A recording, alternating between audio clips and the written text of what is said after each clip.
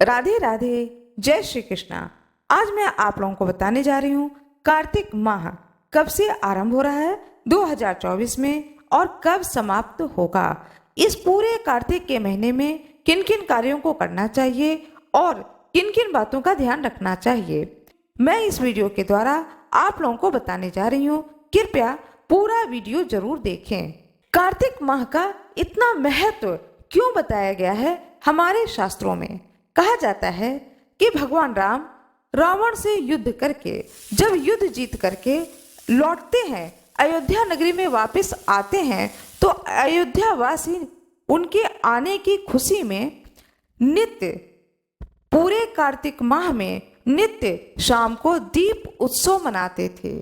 पूरे रात दीपक जलाते थे और सोचते थे कि अब प्रभु राम हमारे यहाँ हमारी नगरी में आ रहे हैं। इस प्रकार से वह बहुत ही इंतजार कर रहे थे भगवान प्रभु राम का। जिस दिन प्रभु राम कार्तिक माह में अयोध्या लौट कर आए, उस दिन को उन्होंने दीपावली के त्योहार की तरह मनाया। उसी दिन से दीपों का उत्सव, दीपावली का त्योहार पूरे देश भर में मनाया जाने लगा।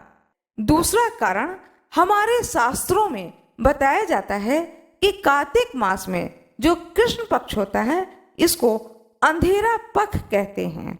अर्थात पूरे 15 दिन के लिए कृष्ण पक्ष में अंधेरी रात रहती है और अंधेरी रात में दीपक जला करके रोशनी की जाती है।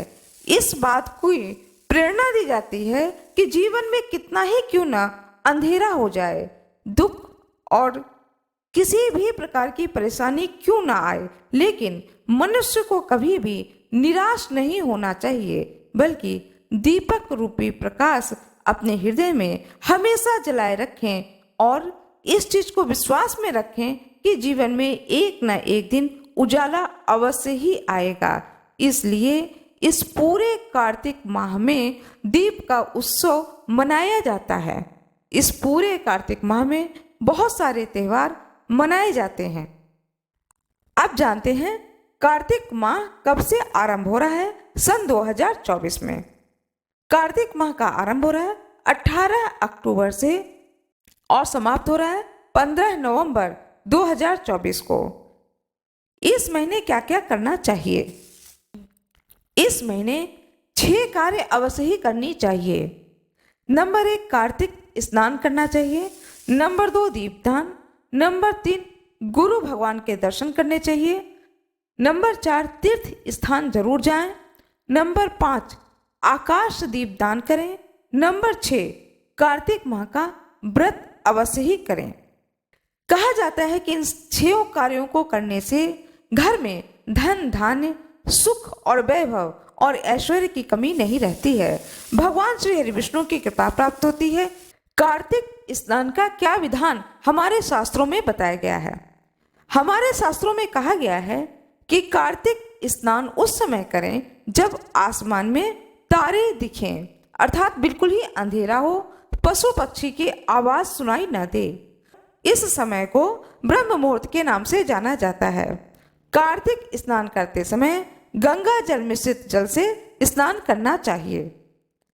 दीप दान करना चाहिए। दीपक 5 स्थान पर रखना चाहिए। मिट्टी का दीपक का प्रयोग करना चाहिए। 2 दीपक घर के बाहर दहलीज पर लगाना चाहिए। 1 दीपक शंकर भगवान के सामने, यदि आपके घर में शंकर भगवान की कोई मूर्ति हो, शिवलिंग हो, फोटो हो, तो उनके सामने रखें। और यदि नहीं है तो अपने आसपास जो घर के बाहर भगवान शंकर का मंदिर हो, तो वहां जाकर के दीपक अवश्य ही जलाएं। वैसे कार्तिक माह में, पूरे कार्तिक माह में शाम के समय के दीपक जलाने का अत्यधिक महत्व बताया गया है। इसलिए शाम के समय में मंदिर में जाकर के दीपक जलाएं। 1 दीपक शमी के वृक्ष के सामने जलाएं और 1 दीपक तुलसी माता के सामने जलाएं। यदि किसी कारणवश आप शाम के समय में दीपक नहीं जला पाते हैं, तो कम से कम प्रातः काल ही जब आप स्नान ध्यान कर लें, तब तुलसी माता के सामने दीपक जला लें, शमी वृक्ष के सामने 1 दीपक जला दें और भगवान शंकर के मंदिर जाएं तो वहां 1 दीपक जला दें। इस तरह से दीपक अवश्य ही जलाएं। नंबर 3 है कि इस महीने में जो भी व्यक्ति गुरु भगवान का गुरुमाला लिए हुए हैं उन्हें अपने गुरु भगवान का दर्शन अवश्य ही करना चाहिए। यह बहुत ही पुण्य फलदायी बताया गया है हमारे शास्त्रों में। नंबर 4, तीर्थ स्थान में जाकर के, तीर्थों में जाकर के स्नान अवश्य करना चाहिए। इससे जो मनुष्य है, जो भी व्यक्ति है, वो तो दर्शन करते ही हैं, उनके तो पाप नष्ट होते ही हैं, साथ में उनके पितर भी प्रसन्न होते हैं और उन्हें आशीर्वाद देते हैं। नंबर 5 चीज बताया गया है आकाश दीप दान। छत पर एक ऊंचाई के जगह पर किसी डंडे में या किसी भी ऊंची जगह पर दीप दान करना चाहिए पूरे कार्तिक माह में। और यह कार्य किया जाता है रात के समय में, जब बिल्कुल अंधेरा होता है तब यह दीपदान किया जाता है। बहुत लोग पूरे कार्तिक माह में व्रत करते हैं, पूरे दिन फलाहार लिया जाता है और शाम के समय में बहुत लोग सूर्यास्त के बाद और बहुत लोग सूर्यास्त के पहले एक टाइम का अन्न ग्रहण करते हैं और इसके बाद में वह कोई भी अन्न ग्रहण नहीं करते हैं। अन्न एक ही बार ग्रहण किया जाता है।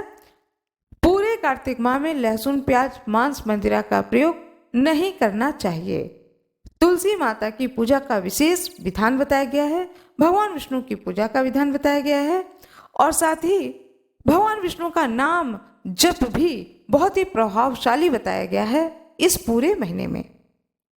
ये थी आज की जानकारी।